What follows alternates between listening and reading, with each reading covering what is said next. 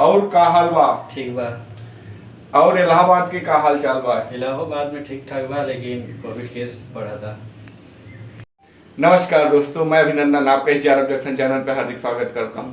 आज हम लोग इलाहाबाद में हैं और इलाहाबाद में एक यूपीएससी एस्पिरेंट्स के रूम पे हैं। हम इनसे ये चीज़ें जानेंगे कि लॉकडाउन 2.0 में ये क्यों इलाहाबाद रुके, इसके पीछे क्या कारण है इनका, और इससे इनको क्या बेनिफिट है या क्या फ़ायदे हैं, क्या नुकसान है, सारी चीज़ों को जानेंगे। तो आइए हम लोग मिलते हैं। आपका क्या नाम है? सर, नाम मेरा राजेश कुमार। राजेश, हमारे बीच राजेश जी हैं। तो आप किस चीज़ की तैयारी कर रहे हैं इलाहाबाद में राजेश जी? सर, इस समय तैयारी तो यूपी पीसीएस और यूपीएससी की है। बशर्ते यूपी पीसीएस की जो है तैयारी में यूपी पीसीएस पे फोकस इस समय ज़्यादा है। मतलब दोनों आप कंबाइन लेके चल रहे हैं, क्योंकि पैटर्न लगभग सेम ही है। हाँ, पैटर्न लगभग सेम है और एग्जाम भी लगभग देखा जाए तो उसी के आगे पीछे होते हैं। 4-5 दिन में 1-2 सप्ताह अगर छोड़ दिया जाए तो आगे पीछे ही होता है। तो दोनों का पैटर्न भी सेम है, तो आप दोनों को एक फ्लो में लेके चल रहे हैं जी। राजेश जी, तो अभी आप जैसे ये लॉकडाउन चल रहा है, बहुत सारे एस्पिरेंट हैं जो अपने घर जा चुके हैं या बहुत सारे एस्पिरेंट्स रुके हैं, तो आपके रुकने का यहाँ क्या मोटिव है? सर, इलाहाबाद रुकने का मोटिव एक तो सर एग्ज़ाम नज़दीक है और एग्ज़ाम तो होना ही होना है, ऐसा तो है नहीं कि एग्ज़ाम नहीं होगा। और दूसरी चीज़ सर, गांव में चले जाते हैं तो गांव में जाने के बाद एक देखा जाता है कि जिस ज़िले से मैं बिलोंग करता हूँ, वैसे मैं सोनभद्र से बिलोंग करता हूँ। जी जी। और सोनभद्र में वहाँ से बिलोंग करता हूँ जैसे कौन क्षेत्र है, ये झारखंड समीप के पास है। और झारखंड के पास वहाँ पे मूलभूत की चीज़ें जैसे लाइट हो गया, फिर नेटवर्क, ये सब समस्या मुझे झेलना पड़ता था। बेसिक समस्या वहाँ पे है। पीछे जैसे लॉकडाउन 1 में मैं कुछ दिन के लिए चला गया था घर, जी। पिछले मई जून हुआ उसमें चला गया था घर। उसमें मैं काफ़ी डिस्टर्ब हो गया था।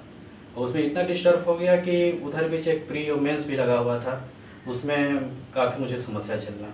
उसमें भी समस्याएं आपके सामने आई। तो इलाहाबाद रहने से आपको कम से कम मूलभूत सुविधाएं जैसे लाइट, ये सारी चीज़ें मिल जा रही हैं। हाँ। और क्या और परेशानी कुछ आपको इलाहाबाद में अभी हो रही है लॉकडाउन के दौरान? हाँ, समस्या तो यहाँ पे हो रही है।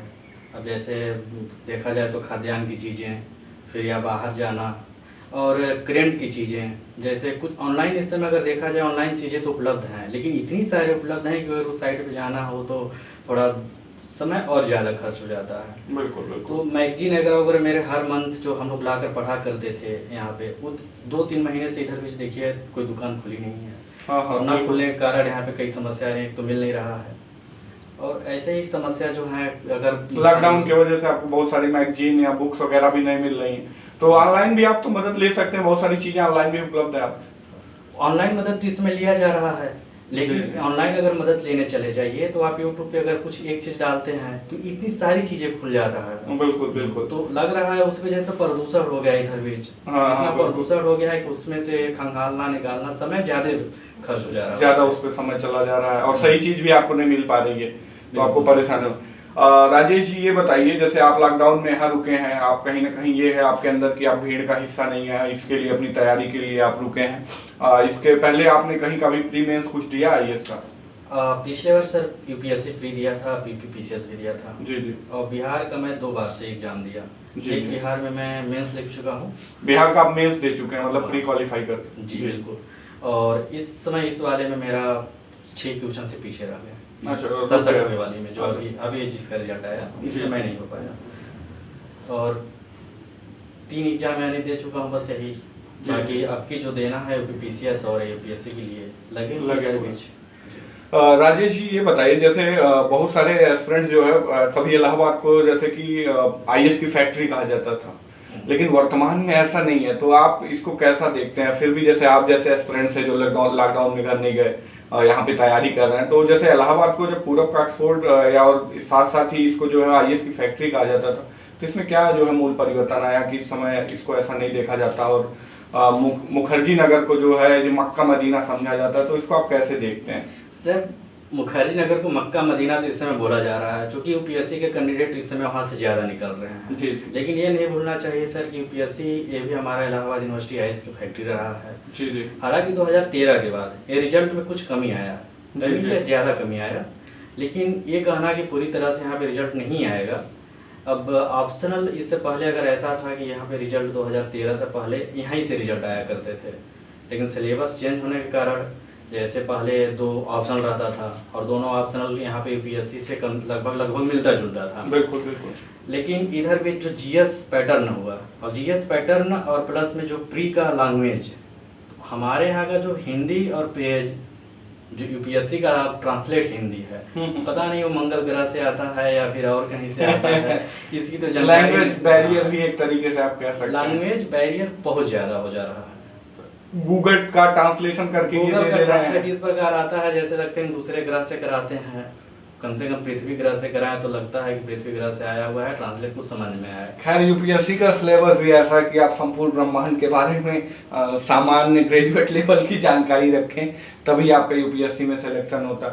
अच्छा ये बताइए राजेश जी, आपको क्या लगता है कि मुखर्जी नगर और इलाहाबाद में क्या अंतर है, या क्या बेसिक सुविधाएं दोनों जगह, इलाहाबाद में जो बेसिक सुविधाएं नहीं है और दिल्ली में वो बेसिक सुविधाएं हैं? अब तो वर्तमान समय में आप देखिए तो ऑनलाइन का प्लेटफॉर्म की भूमिका बहुत हो गई है, तो इसको आप कैसे देखते हैं दिल्ली और इलाहाबाद के दृष्टिकोण में?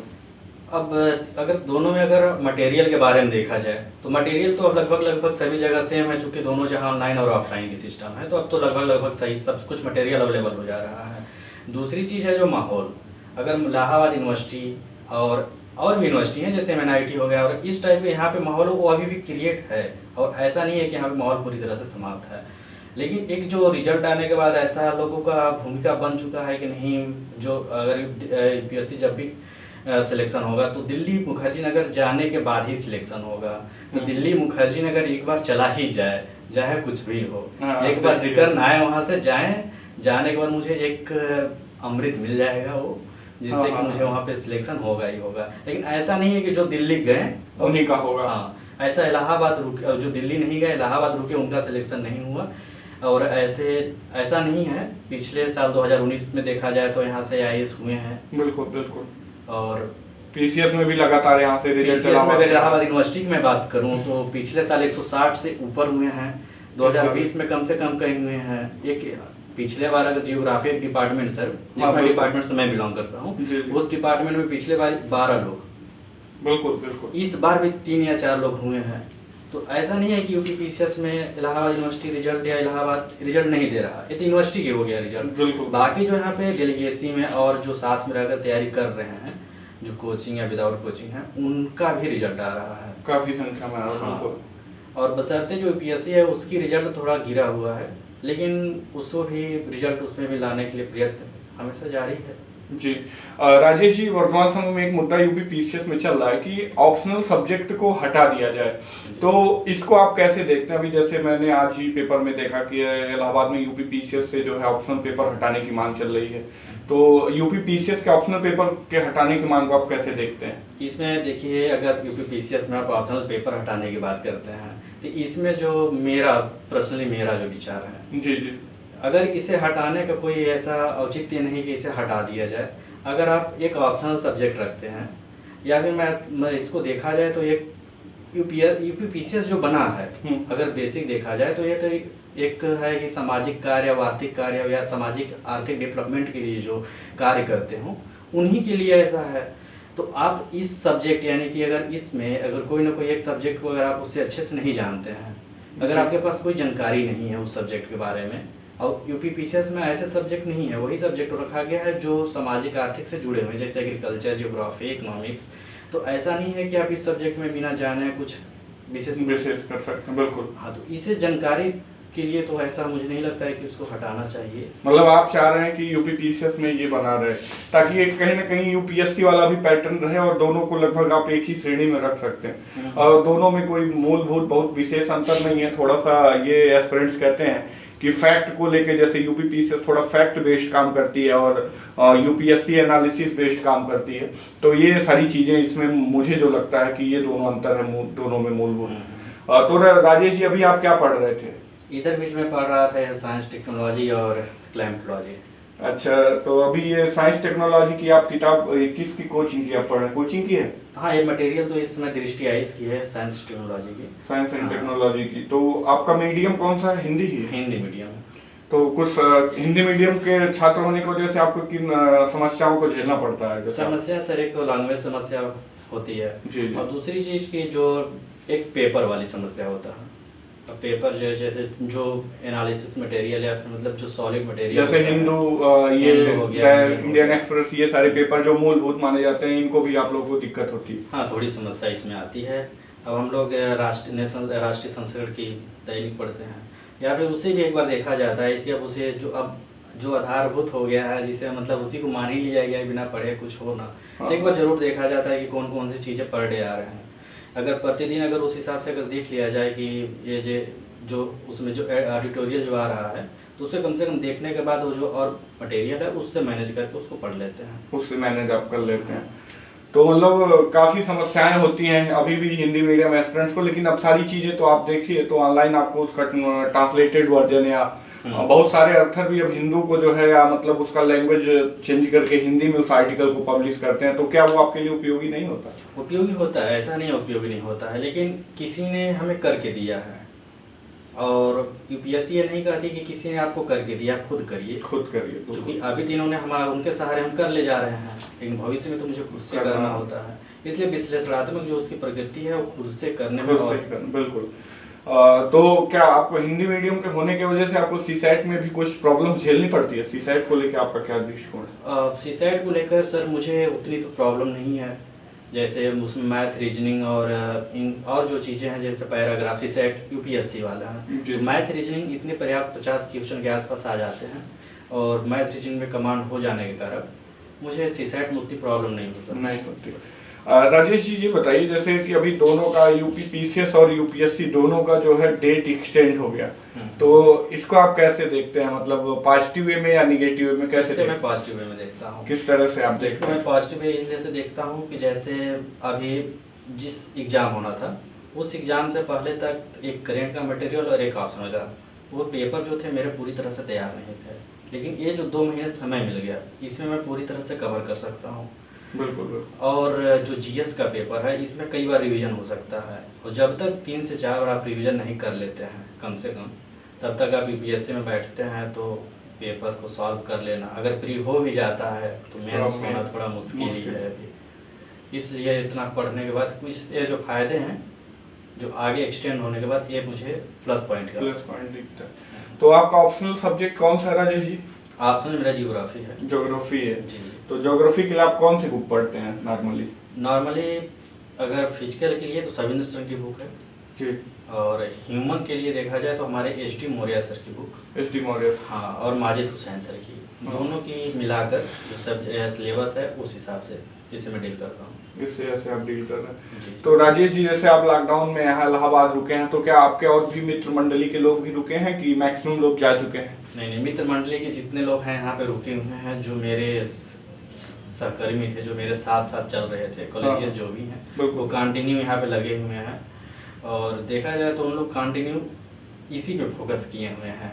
यूपीएससी और यूपीपीसीएस पे टाइम बढ़ने से दोनों लोग के पास एक अपॉर्चुनिटी भी है।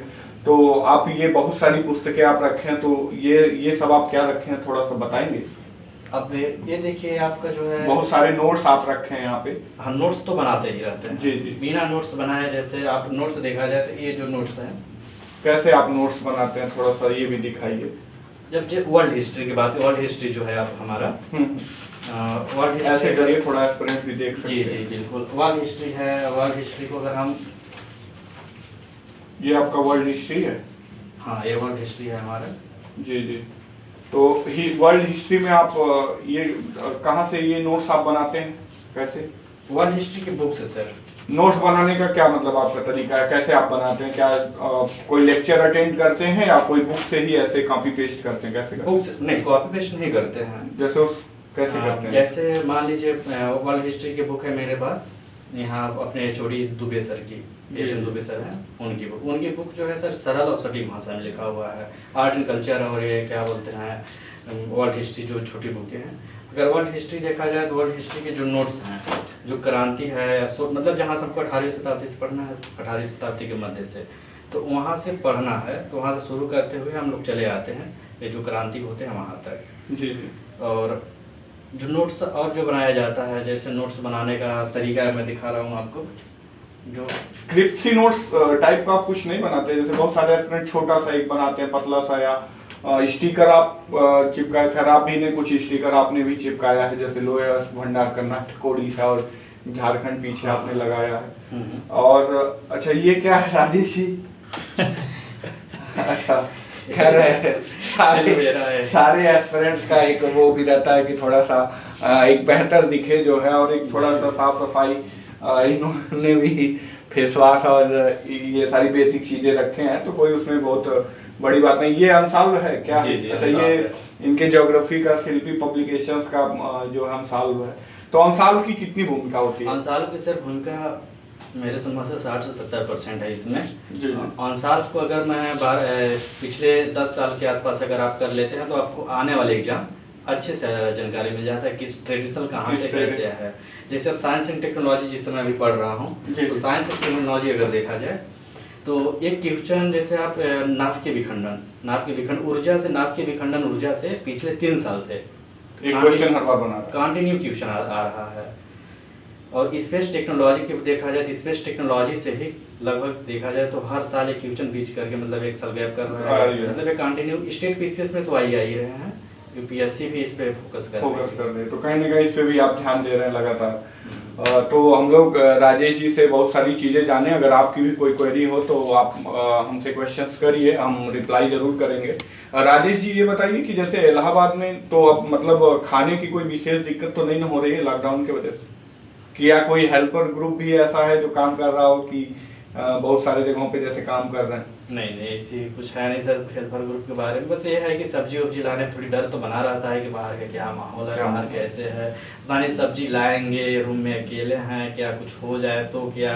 अब इधर भी देखिए ब्लैक फंगस और वाइट फंगस, अब एक इस प्रकार की नई जो बीमारी है इससे भी थोड़ा लगता है क्या है, डर बना हुआ है। बिल्कुल। तो मतलब लॉकडाउन में राजेश जी डटे हैं, तो हमारी आपको शुभकामनाएं, आप जल्दी से एग्जाम को उत्तीर्ण करें। तो इसी के साथ आप हमारे फेसबुक चैनल पे भी और फेसबुक पेज पे भी, टेलीग्राम जो ये इसका चैनल है JRF जंक्शन का, और यूट्यूब है ही, और इंस्टा पे भी आप हमें फॉलो कर सकते हैं किसी क्वेरी के लिए। हम नेक्स्ट किसी और एस्पिरेंट्स के रूम पे होंगे, तब तक के लिए धन्यवाद।